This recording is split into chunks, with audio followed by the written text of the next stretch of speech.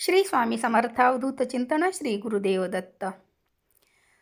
तर नित्यसेवा म्हणजे काय, तर हे आज आपण या व्हिडिओमध्ये समजून घेऊया। तर आता नित्यसेवा केल्यामुळे काय फायदा होतो, तर खरं तर जी व्यक्ती नित्यसेवा करत असते, आता नित्यसेवा म्हणजे काय, तर आपल्या देवाची आपण रोजच देवपूजा करत असतो। संध्याकाळचं निरांजन वगैरे लावत असतो, दोन्ही वेळी नैवेद्य दाखवून आरतीही करत असतो। पण त्याचबरोबर नित्यसेवा ही आपल्याला अत्यंत महत्त्वाची असते। आता नित्यसेवा म्हणजे काय, मी आजच्या या व्हिडिओमध्ये सांगणार आहे। पण तुम्ही जर चॅनलवरती नवीन असाल तर कृपया सबस्क्राईब करा, लाईक करा आणि तुम्ही कोणती नित्यसेवा करता हे कमेंटमध्ये सांगा। तर श्री स्वामी समर्थ। तर नित्यसेवा म्हणजे काय की रोज देवपूजा झाल्यानंतर सकाळी किंवा संध्याकाळी आपल्याला ज्यावेळी जमेल त्यावेळी आपल्याला जी दुर्गा सप्तशती आहे, जो ग्रंथ आहे, या ग्रंथाचे 2 अध्याय वाचायचे आहेत आणि त्याचबरोबर 11 माळी आपल्याला नवार्णव मंत्र म्हणायचा आहे। याचबरोबर आपल्याला स्वामी चरित्राचे सुद्धा 3 अध्याय वाचायचे आहेत आणि श्री स्वामी समर्थ या मंत्राचं 11 माळी जप करायचा आहे। आता एखाद्याला असं वाटू शकतं की खूप जास्त झालं, इतकं म्हणजे कसं जमणार नाही।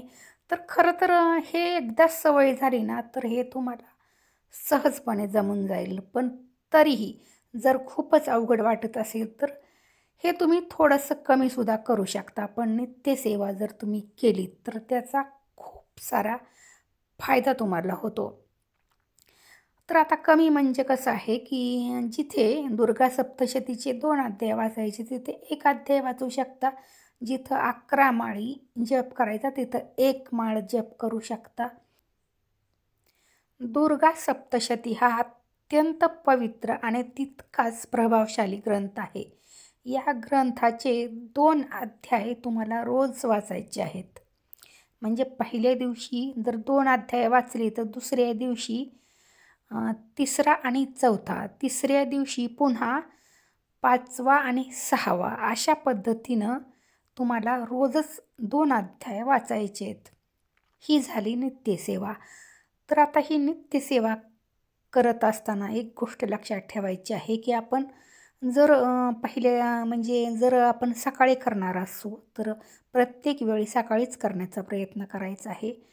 तर या नित्यसेवेचा काय फायदा होतो, तर या नित्यसेवेचा असा फायदा होतो की आपल्या घरामध्ये कुठलीच नकारात्मक शक्ती कधीही येत नाही आणि आपल्या घरावरती जर एखादं संकट येणार असेल तर ते संकट येण्याआधी ते टळून गेलेलं असतं आणि त्याचबरोबर घरामध्ये सतत आनंदी वातावरण राहतं। घरामध्ये चांगल्या चांगल्या गोष्टी घडत राहतात आणि परमेश्वराचं नाव, जी कुलदेवी आपल्या घराचं पिढ्यानपिढ्या संरक्षण करते, तिचं नामस्मरण जर घरामध्ये घेतलं तर नक्कीच त्या घरामध्ये सगळ्या चांगल्या गोष्टी घडतात।